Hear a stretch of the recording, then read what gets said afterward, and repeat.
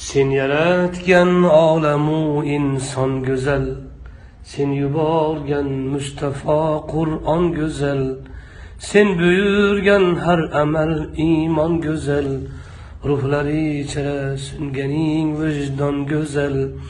Bu go'zalliklar jamolingdan sening.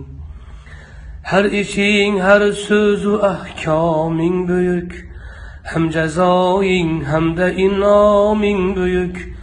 Qilganing insonga ikroming buyuk, jannatingdek dini isloming buyuk.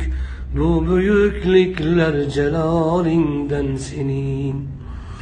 Sen yaratmış ikki dunyoing tugal, har sifating hamma asmoing tugal.